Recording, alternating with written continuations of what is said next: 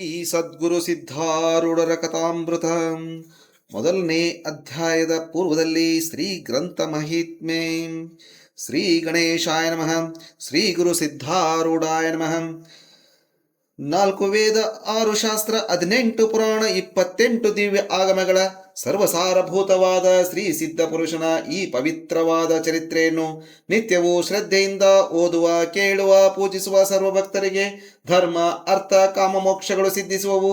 ಸರ್ವ ಕಷ್ಟ ನಷ್ಟಗಳು, ಸರ್ವ ಪಾಪತಾಪಗಳು, ಚೋರ ವೈರಿ ವಿಷ ಭೂತಾದಿ ಭೀತಿಗಳು ಬಯಲಾಗಿ ಸರ್ವದಾ ಸಕಲ ಸನ್ಮಂಗಳಿಂದ ಕೂಡಿದ ಸುಖ ಸೌಭಾಗ್ಯಗಳು ಒದಗಿ ಬರುವವು. ಶ್ರೀ ಸಿದ್ಧ ಸದ್ಗುರುವಿನ ಕೃಪಾಪೂರ್ವಕ ಶ್ರವಣ ಮಾಡುವುದರಿಂದ ಶಾಂತಿ, ಧಾಂತಿ, ವಿವೇಕ, ಜ್ಞಾನ, ಸದ್ಭಕ್ತಗಳು ಸಂಪ್ರಾಪ್ತವಾಗುವವು. ಈ ಗ್ರಂಥವನ್ನು ತನ್ನ ಇಷ್ಟ ದೇವತಾ ಮಂತ್ರದೊಡನೆ ಗಂಧ, ಅಕ್ಷತ, ಧೂಪ, ದೀಪ, ನೈವೇದ್ಯಗಳಿಂದ ಪೂಜಿಸಿ ಪ್ರತಿ ಅಧ್ಯಾಯದ ಪ್ರಾರಂಭದಲ್ಲಿ ಗ್ರಂಥ ಮಹಿಮೆಯನ್ನು ಪಠಿಸಿ ಸ್ಮರಿಸಿ ನಂತರ ಪಾರಾಯಣ ಮಾಡುವುದರಿಂದ ಮಂಗಳ ವಿಭೂತಿ ಪ್ರಸಾದಗಳನ್ನು ಭಕ್ತಿಯಿಂದ ಸ್ವೀಕರಿಸುವುದು ಶಿಷ್ಟರ ಸಂಪ್ರದಾಯವಾಗಿದೆ. ಇತಿ ಗ್ರಂಥ ಮಹಾತ್ಮೆ ಸಮಾಪ್ತಿ.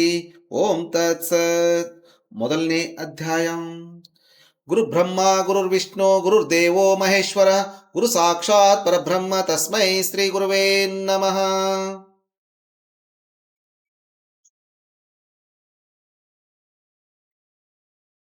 ಹೇ ಸಿದ್ಧಾರೂಢ ಸದ್ಗುರುವೇ, ನಿನಗೆ ಜಯ ಜಯಕಾರವಿರಲಿ. ಗಣೇಶ, ಶಾರದ ರೂಪಗಳಿಂದ ನೀನೇ ನಟಿಸುತ್ತಿರುವಿ. ನೀನು ಅನಾದಿ ಮತ್ತು ಅನಂತವಾಗಿರುವಿ. ಅಂಥಾತನಾದ ನಿನ್ನ ಕೃಪೆಯಿಂದಲೇ ಈ ಗ್ರಂಥವು ನಿರ್ವಿಘ್ನವಾಗಿ ನಡೆಯತಕ್ಕದ್ದಾಗಿರುತ್ತದೆ. ನೀನು ಜ್ಞಾನ ದೇವನ ಅವತಾರವನ್ನು ಧಾರಣ ಮಾಡಿದಾಗ ನಿನ್ನ ಕೃಪೆಯಿಂದಲೇ ಕೋಣವು ವೇದವನ್ನು ಉಚ್ಚರಿಸುವಂಥದ್ದಾಯಿತು. ಅದೇ ಪ್ರಕಾರವಾಗಿ ಈ ಅಸಾಧಾರಣವಾದ ನಿನ್ನ ಚರಿತ್ರೆಯನ್ನು ನೀನು ನನ್ನ ಕೈಯಿಂದ ರಚಿಸುತ್ತಿರುವಿ, ಹೇಳಿಸುತ್ತಿರುವಿ.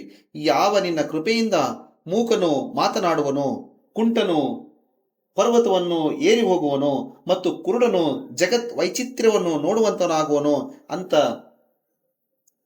ಅಪಾರ ಮಹಿಮೆಯುಳ್ಳುವಂತ ನೀನು ನನ್ನ ಮತಿಯನ್ನು ಪ್ರೇರಿಸುವಂಥವನಾಗು. ಸದಾಕಾಲದಲ್ಲಿಯೂ ಚಿತ್ ಸ್ವರೂಪದಲ್ಲಿ ಇದ್ದುಕೊಂಡು ಅನಂತ ರೂಪಗಳಿಂದ ನಡೆಸುವಂತಹ ನೀನು ಲೀಲಾ ಮಾತ್ರದಿಂದ ನಿನ್ನ ಹಸ್ತದಲ್ಲಿ ಗೊಂಬೆಗಳಂತಿರುವಂತಹ ನಮ್ಮನ್ನು ಕುಣಿದಾಡಿಸುವಿ.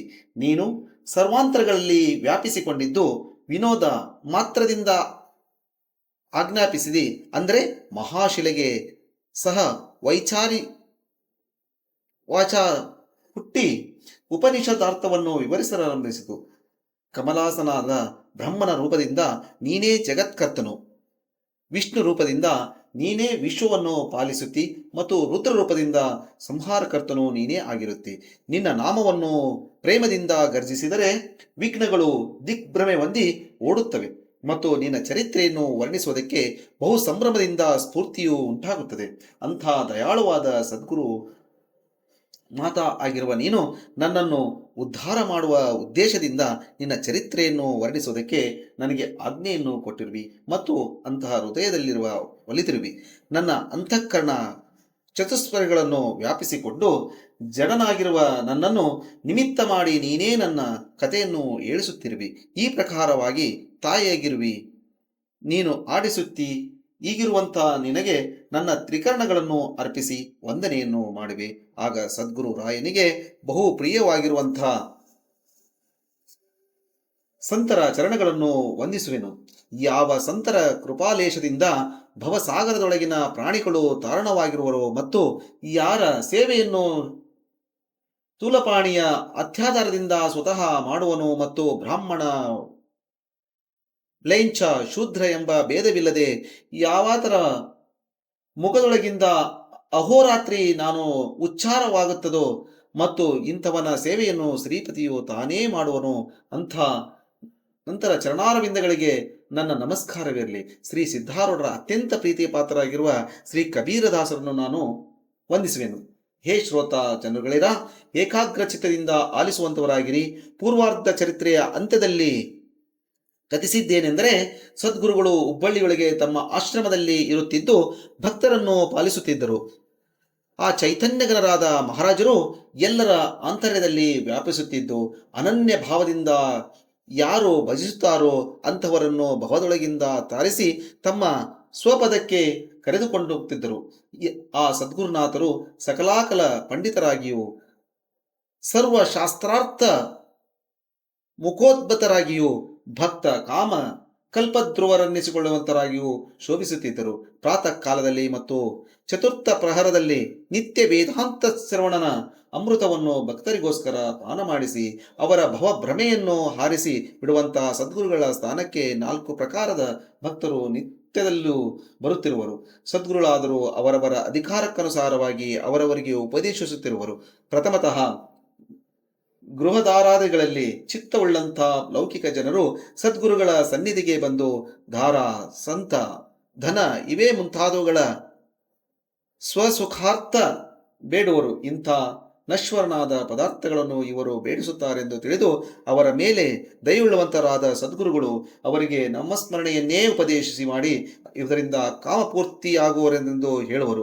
ಅವರಾದರೂ ಆಜ್ಞೆ ಪ್ರಕಾರ ನಾಮಸ್ಮರಣೆ ಮಾಡಿ ಸದ್ಗುರು ಕೃಪೆಯಿಂದ ತಮ್ಮ ಮನೋರಥಗಳನ್ನು ಹೊಂದಿ ಅತ್ಯಂತ ಭಕ್ತಿಯುಳ್ಳವರಾಗಿ ಆತನನ್ನೇ ಭಜಿಸುತ್ತಿರುವರು. ಇದರಿಂದ ಅವರ ಅಂತಃಕರಣ ನಿರ್ಮಲವಾಗುವುದು. ದ್ವಿತೀಯಾತೀಕರಣಗಳನ್ನು ಭವಸಾಗರದಲ್ಲಿ ಅತ್ಯಂತ ಕಷ್ಟಪಟ್ಟವರಾಗಿ ಸಂಸಾರದಲ್ಲಿ ಇರುತ್ತಾ ತಮಗೆ ಮೋಕ್ಷವಾಗಬೇಕೆಂದು ಇಚ್ಛಿಸುವರು. ಅಂಥವರು ಸದ್ಗುರು ಚರಣಗಳಿಗೆ ಪ್ರಾಪ್ತರಾಗಿ ಅತ್ಯಂತ ದೈನ್ಯ ಭಾವದಿಂದ ಪ್ರಾರ್ಥಿಸುತ್ತಾರೆ. ಹೇ ಪ್ರಭೋ, ರಕ್ಷಿಸು ರಕ್ಷಿಸು, ಸಂಸಾರದಲ್ಲಿ ಸಿಲುಕಿ ನಾವು ಬಹಳ ಶ್ರಮ ಪಡುತ್ತೇವೆ. ಸಂಸಾರವು ಅಸಾರ ಮತ್ತು ದುಃಖಮಯವಾದ ಎಂಬುದನ್ನು ನಾವು ಬಲ್ಲೆವು. ಆದರೆ ಈ ಸಂಸಾರವನ್ನು ಬಿಡುವುದು ನಮಗೆ ಶಕ್ಯವಿಲ್ಲ. ಆದ್ದರಿಂದ ತಾವು ಕೃಪೆ ಮಾಡಿ ಅದರೊಳಗಿರುವಾಗಲೇ ನಮಗೆ ಮೋಕ್ಷ ಸುಖವನ್ನು ದಯಪಾಲಿಸಬೇಕು. ಈ ಪ್ರಕಾರ ವಚನವನ್ನು ಸದ್ಗುರುವು ಕೇಳಿ ಅಂತಃಕರಣದಲ್ಲಿ ದಯಾಭರಿತರಾಗಿ ಅವರಿಗೆ ಶಾಸ್ತ್ರಶ್ರವಣ ಮತ್ತು ನಾಮಜಪ ಈ ಉಪಾಯಗಳನ್ನು ಹೇಳುವನು.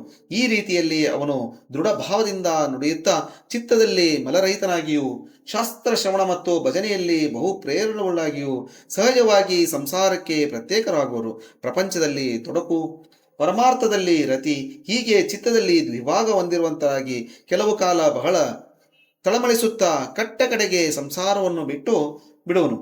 ಅಲ್ಲಿಂದ 3ನೇ ಅಧಿಕಾರಿಗೂ ಸಂಸಾರ ಕಾರ್ಯಗಳನ್ನು ಪೂರ್ಣವಾಗಿ ತ್ಯಜಿಸಿ ಗುರುಗೃಹದಲ್ಲಿ ವಾಸ ಮಾಡುವಂತರಾಗಿ ಅತ್ಯಾಧಾರದಿಂದ ಮತ್ತು ನಿಷ್ಕಾಮ ಬುದ್ಧಿಯಿಂದ ಗುರುಸೇವಾ ಮಾಡುತ್ತಿರುವರು. ಅವರು ನಿತ್ಯದಲ್ಲಿ ಗುರು ಆಜ್ಞಾನುಸಾರವಾಗಿ ಭಿಕ್ಷಾಟನಕ್ಕೆ ಹೋಗಿ ಭಿಕ್ಷೆಯನ್ನು ತಕ್ಕೊಂಡು ಬಂದು ಗುರುವಿಗೆ ಸಮರ್ಪಿಸಿ ಆತನು ಕೊಟ್ಟಷ್ಟು ಸೇವಿಸಿ ಅತೀ ಪ್ರೇಮದಿಂದ ಸಿದ್ಧರ ಚರಣಗಳಲ್ಲಿಯೇ ಇರುವರು. ನಿತ್ಯದಲ್ಲಿಯೂ ಬಹು ಆದರಯುಕ್ತರಾಗಿ ಜ್ಞಾನ ಸಾಗರನಾದ ಆ ಸದ್ಗುರುವಿನ ಮುಖದಿಂದ ಸ್ರವಿಸುವ ವೇದಾಂತ ಭಾಷಣವೆಂಬ ಅಮೃತ ಧಾರೆಯನ್ನು ಶ್ರವಣದ್ವಾರದಿಂದ ಸೇವಿಸುತ್ತಿರುವರು. ಶ್ರವಣಪಾದ ಬಳಿಗೆ ಪರಸ್ಪರರೊಳಗೆ ಅದೇ ಚರ್ಚೆಯನ್ನು ಮಾಡುವರು. ಅನಂತರ ಏಕಾಂತದಲ್ಲಿ ಆಸೀನರಾಗಿ ದೃಢಭಾವದಿಂದ ಅದನ್ನೇ ಮನನ ಮಾಡುವರು. ಈ ಪ್ರಕಾರ ಅನುದಿನ ಗುರುಸ್ಥಾನದಲ್ಲಿ ಶ್ರವಣ ಮಾಡಿ ಮನನಾದಿಗಳನ್ನು ನಡೆಯುವುದರಿಂದ ಅವರ ಚಿತ್ತದೊಳಗಿನ ವಿಷಯಾಸಕ್ತಿಯ ಗುರುಕೃಪೆಯಿಂದ ವಿಶೇಷವಾಗಿ ಹೋಗುವನು. ಆಮೇಲೆ ಚಿತ್ತರಾಗಿ ಉತ್ತಮಾಧಿಕಾರಿಯು ದೀರ್ಘಕಾಲ ಮಾಡಿದ ಮನನ ಅಭ್ಯಾಸದಿಂದ ಅತ್ಯಂತ ನಿರ್ಮಲ ಚಿತ್ತವಳಾಗಿ ಸೋಹಂ ಭಾವವನ್ನು ಹೊಂದುವಂತರಾಗುತ್ತಾನೆ. ಅಂಥವನಿಗೆ ಸದ್ಗುರುವು ಅಂತರಂಗದಲ್ಲಿ ಕರೆದುಕೊಂಡು ಬ್ರಹ್ಮಾತ್ಮಕ್ಷೆ ಬೋಧವನ್ನು ಮಾಡಿಸಿ ಕೊಡುವಂಥ ಗಹನವಾದ ಮಹಾವಾಕ್ಯವನ್ನು ಉಪದೇಶಿಸುವನು. ಅದರಿಂದ ಆತನಿಗೆ ದ್ವೈತ ಅದ್ವೈತವೆಂಬ ಭಾವಗಳೆರಡೂ ಶೂನ್ಯವಾಗಿ ಎಲ್ಲ ವೃತ್ತಿಗಳು ಶಾಂತವಾಗಿ ಅಖಂಡವಾಗಿ ಆತನು ಏಕಭಾವದಲ್ಲಿದ್ದು ಆನಂದವನ್ನು ಅನುಭವಿಸುತ್ತಾನೆ. ಆತನ ಮೇಲೆ ಸದ್ಗುರುವಿನ ಪೂರ್ಣ ಕೃಪೆಯಾಗಿ ಆತನು ಸರ್ವಾಧಿಷ್ಠನಾಗಿಯೂ ಈಶ್ವರನಿಗಿಂತಲೂ ಮೇಲಿನ ಸ್ಥಾನವಾದ ಬ್ರಹ್ಮನಲ್ಲಿ ಏಕರೂಪವಾಗಿ ಹೋಗುತ್ತಾನೆ.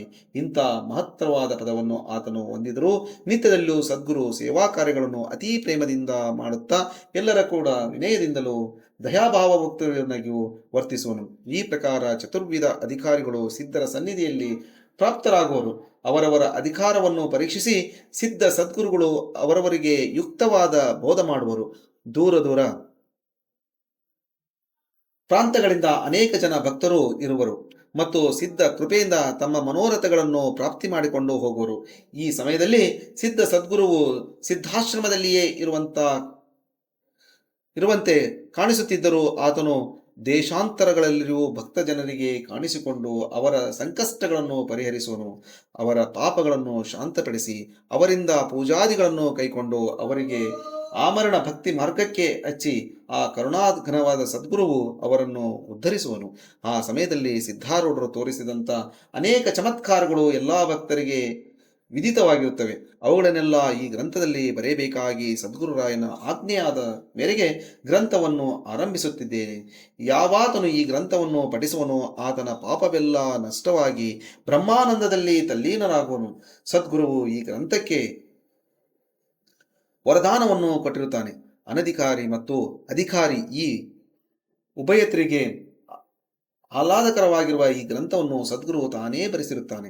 ಲೇಖಕನ ಕೈಯಲ್ಲಿ ಲೇಖನಿ ಯಾವ ಪ್ರಕಾರವಿರುವುದೋ ಅದೇ ಪ್ರಕಾರ ಈ ಗ್ರಂಥ ಲೇಖನ ಕಾಲದಲ್ಲಿ ಸದ್ಗುರುಗಳ ಕೈಯಲ್ಲಿಯೇ ಲೇಖನಿಯಂತೆ ನಾನು ಇರುವೆನು.